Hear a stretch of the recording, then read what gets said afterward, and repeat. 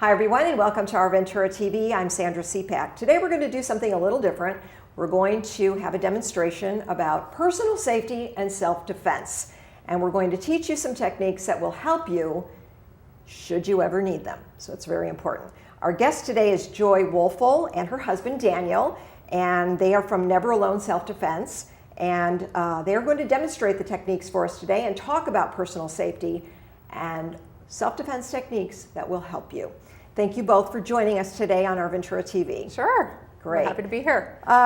Joy, I know that you are a former police officer with the Oxnard, City of Oxnard Police Department, and you now teach classes and address events and seminars for women, men, children of all ages. Everybody gets in there. Yep. And I did have the pleasure of meeting you at a personal safety class, so it was a great experience. I wanted to share all of that with our viewers.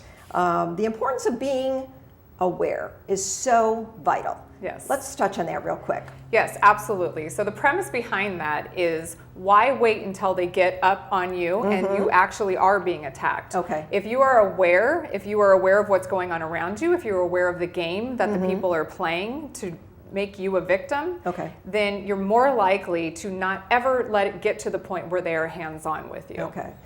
And Daniel, from a man's perspective, what do you have to add to that?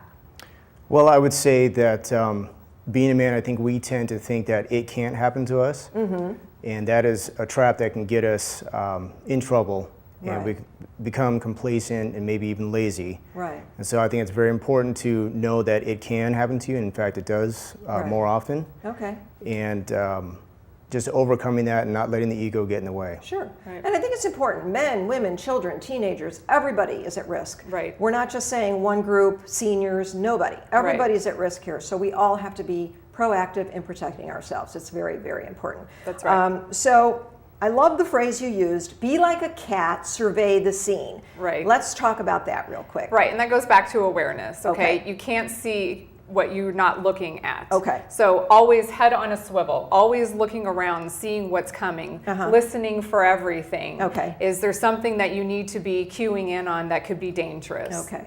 Let's demonstrate a few techniques that will be easy to learn, easy to remember. People can take away knowing that that is something they can kind of keep tucked in a way in their head, and hopefully they'll never have to use it, but if they do, it's there. Right.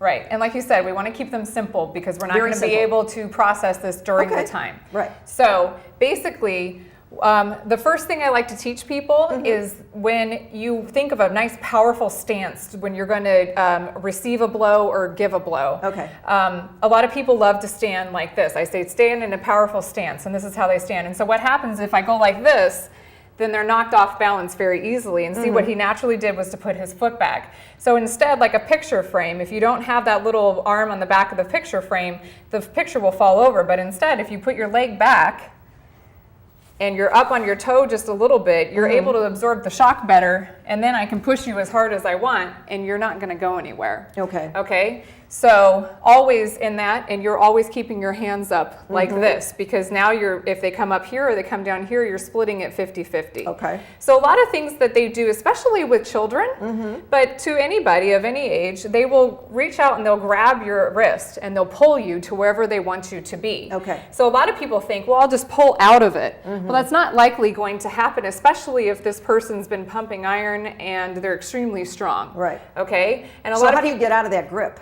Well, a lot of people think too, I can just kick him or I can hit him in the face. Most likely you're not going to be able to reach that far. Okay. So it's a very simple technique. We've got on your hand, we've got a wall, and then we have a door. And I'll explain here. You've got your wall and your door. It's harder to go through a wall than it is to go through a door. Okay. So all we're going to do is go through the door. And all you're going to do is twist, and whichever way the thumb is, see if I go this way, I can't get through those fingers. But instead, you're just going to go like that. Okay. And it doesn't matter how strong he is now, you're going to have to put some torque into it, but you can go through that door very easily. But that's very quick thinking to remember that. Yes. Because if you are grabbed, you need to get out of that hold. Yes, exactly, because you never want to go where they want you to go. That's right. That's right. Taking into consideration that you don't want to go with somebody anywhere. Right. No. Okay. The longer you can prolong that struggle and the longer you can keep them from taking you where they want you to go, the more likely they will give up. Okay. Possibly another technique, maybe if you could try something where you can go after somebody in their face area. Yes, okay. So 2 reasons why we teach this technique. Okay. Instead of a closed fist, it's a lot more disconcerting this way than this way. Okay. Because this way you're blocking their vision. Okay. And let's say that I accidentally miss my target. Now really you want to be either aiming for the uppercut here and kind of ring his bell, just or she, their bell, or it only takes 6 pounds of pressure. Only takes 6 pounds of pressure. So if you can carry a purse or carry a small bag, you can break somebody's nose. Okay. So let's say I missed though. Well, then you can gouge an eye. You can get in the mouth. You can still do damage even if you miss. And this way, it won't break your hand. Okay. Is it always better to hit for the face first or another area? So it depends. It depends on the height. Okay. It depends on your height versus the perpetrator's height. Okay. So if I've had very small people with larger people demonstrating and they wanted to know if I can't reach up here, well then you can go for the diaphragm. Everybody's had their wind knocked out of them. Alrighty. You can go for the groin. Okay. Wherever you can reach, that would be the most effective at that point. Okay. And even if it's just a pushing them off of you, of like back off. Right. And again, like I just said, you heard me say back off. You want to have the noise. You want to, it's going to throw them off and it's going to attract attention to you. So be loud. Be loud as you can. Okay. Yes, you want to attract attention to Be you. forceful. Do not back down. Correct. That's really important. Never back down. And have it in your mentality ahead of time. If you decide now so that you already have that resolve before you get into the situation, it will be easier to come up with. You are the one who's going home. Okay. So never give up, ever give up. It's very quick thinking. You have to have that quick thinking mindset. Yes. And a mindset that is always very positive to get out of the situation and not stay in the situation. Right, Okay. exactly. Okay. Let's talk about some scenarios. Sure. Where, let's say, even Daniel, you could be loading the groceries into your SUV. How could you protect yourself? Well, I would say having that plan ahead of time, no matter where you are and where you're going, and that may have to change as you move, and that takes some planning, it takes some effort to constantly be thinking about that. Okay. Is what's going on with your surroundings, and then like, you know, being a firefighter, we always think, what are my exit plans? Right. What are my outs? When I get to this situation, what do I have to do? What are my limitations, and what can I do for my escape route? Okay. So that may be who's around me, what is the worst possible scenario that can happen right now, and what can I do to get out of it? Okay. So whether that be using your car alarm, or what can I do? Do I have enough time for wherever these people are, Right. even though they may not be a threat? If they became one, can I get in the car, lock it up? Do I have a phone ready? Is there somebody else there that I can, you know, scream for help to? I would say you could probably even use your shopping cart as a weapon. Right, exactly. And so again, going back to your head being on a swivel, Okay. a lot of us stick our entire body in to rearrange the groceries and get it in there. And I understand that physically sometimes that has to be it, but then you have to be constantly turning around, making sure no one's sneaking up on you while you're doing that. Okay.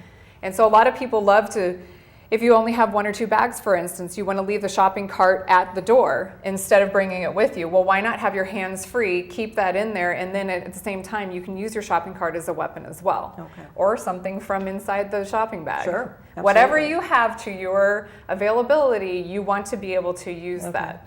And I think it's important you free up your dominant hand. Correct. If you're carrying groceries, drop those groceries, use the hand that you have the most power with. Right. For fighting back. Right, exactly. The natural instinct is for people to use their dominant hand to do everything with, but instead, like they taught us in the police department, is to do everything with your non-dominant hand so that that hand is free to fight, to open the door, to use your keys, what have you. Okay, great. I think it's really important that you should never be silent. You should always, always scream, yell, make noise, do whatever you have to do. Like you mentioned, Daniel, honk the horn, get back in the car if you have to, and just make as much noise as possible. Right, exactly. A lot of us, we tend to get silent because we're scared. Sure. But instead, use that voice, project it. We're embarrassed. We don't want to cause a scene. And it's amazing how even though you're fighting for your life, you still can experience the embarrassment. Okay. But override that, make a lot of noise. It'll throw them off. It will scare them. It will make them think, wow, now they're drawing attention to me. That's not what they want. They want to be as anonymous as possible. Sure. And get out of there as quickly as possible. What if somebody grabs your purse? How do you fight back for that? Honestly, if all they want is your purse, Give it to them? give it to them. I don't care what brand it is. It's Right. not worth your life. No. I've actually seen video of older women getting run over several times because she fought back for a purse, and it was just a purse. So if you're caught from behind and somebody comes up from you behind, can you demonstrate a technique that you might be able to? Yes, Remember? absolutely. So a lot of times people, and you see this on movies as well, Okay. is when they come up, they will grab you and try to choke you from behind. Okay. And it's a very, very simple technique. And again, this is when knowing where your exits are would be very helpful, because if my exit is this way, then I want to turn this way. If there's a block wall here, I don't want to turn that way, because now I just confined myself again. So if he comes up from behind and he chokes me, all I'm simply going to do is raise my hands up like this. Okay. And I say both hands because in the moment you might panic, you might go the wrong way. Sure. So you can pick either way, but it's important to have your hands up. The shoulder is what you're using here, so don't put them down and just twist, because all I'm doing then is just spinning Right. around. But Okay. instead, you're going to do this. Okay. And again, just like with the wrist, you're using physiology against him. So his fingers have to come off. Okay. Now, if he's really getting a good tight squeeze on me, go ahead, then you're really going to have to use a lot of torque. Okay. So when you do practice these things at home, Right. please make sure that you're not doing anybody any favors by lightly holding on to them, because in a real life situation, you're going to panic because that's not how you trained. Okay. Okay. Now, when you're in a situation like this, fear does take over. It's very prominent. You tend to, as you mentioned, get quiet. Fear just takes over your whole body. How do you get over that? Well, one of the ways of getting over that is to have the awareness training now, Okay. to make the plan ahead of time now, Okay. because your mind, it starts to think, wow, we've been in this situation before. Okay. I don't have to think about it. I already know. So once you have that plan in place, your body starts to react, and it overrides that fight, flight, or freeze. Okay. And the freeze is what we definitely don't want to be caught in. Sure. So if you have that plan ahead of time, that's going to override it. What are some of the things you hear from women that are most important to them, such as like when they're walking in a dark parking garage? What are some of the things people want to know more about?